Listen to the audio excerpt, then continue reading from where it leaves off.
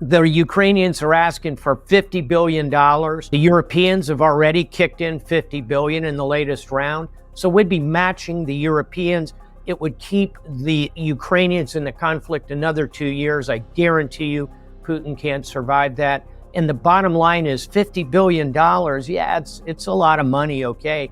Our defense budget is $900 billion. The European collective defense budget, second largest in the world, is $320 billion.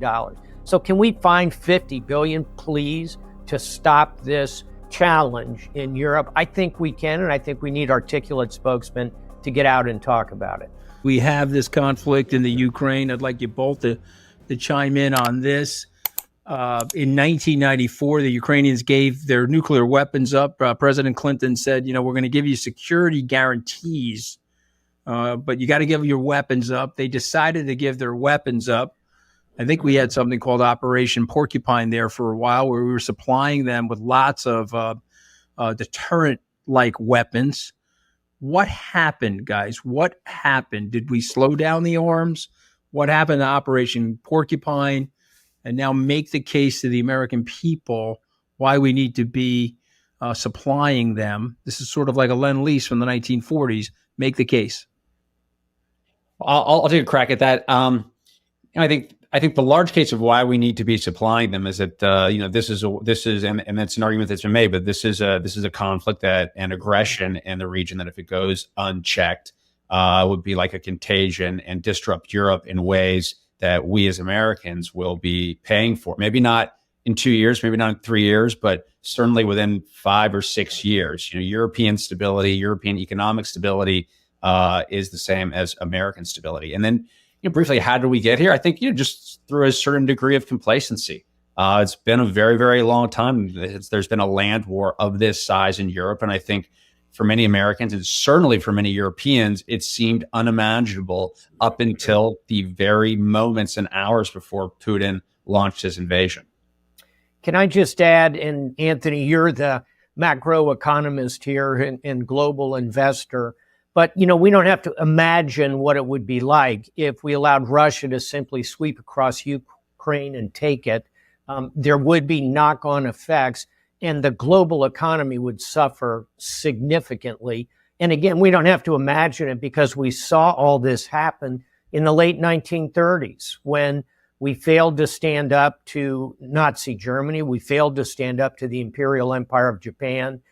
We had come home at the end of World War I. We rejected the League of Nations. We erected massive trade barriers. How'd all that work out?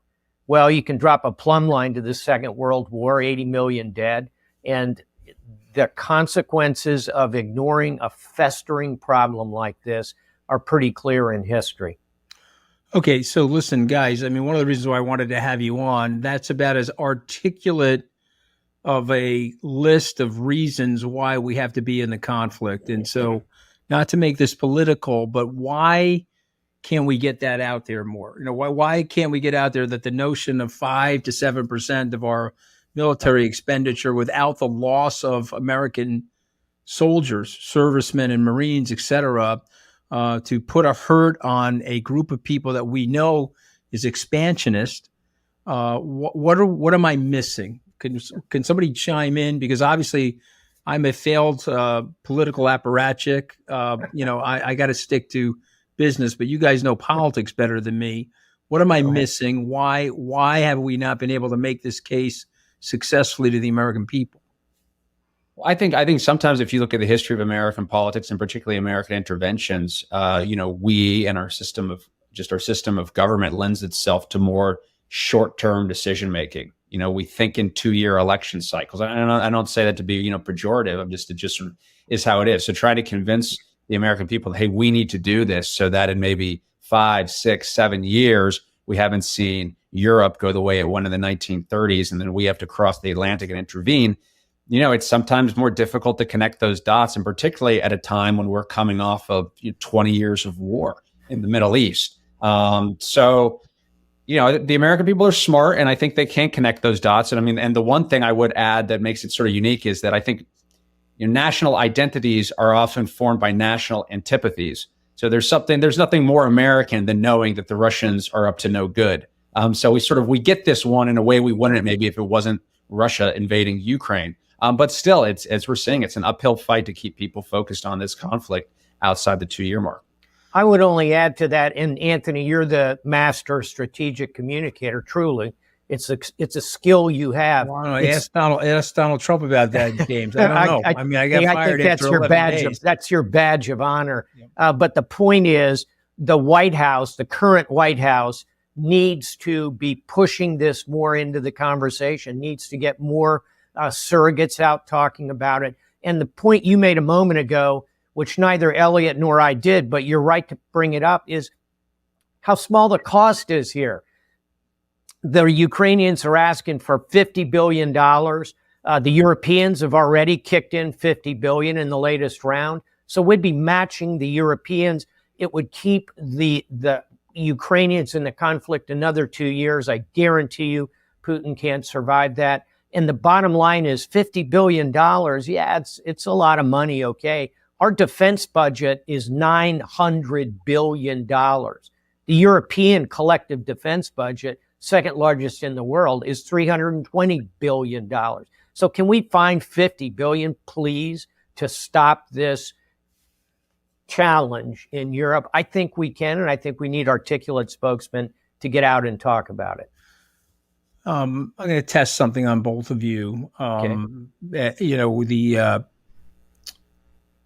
Joseph Stalin. He was interviewed in the 1930s by Henry Luce. Okay, there was the rise of Nazism going on. This is after Hitler rose to power, and Joe Stalin told Henry Luce in no uncertain terms that he was going to splinter and destroy the United States. And Henry Luce said, "Well, how are you going to do that?" And he said, "Well, we're masters at manipulation. We're masters at propaganda, disinformation, cleansing pictures." And you guys are a mongrel nation. You're not tied to a bloodline. It's really just an idea. It's nothing more than that. And we're going to get you hating each other. We're going to make it very tribal in your country. And hopefully it'll splinter the country and cause a second civil war. Luce went back, wrote about it.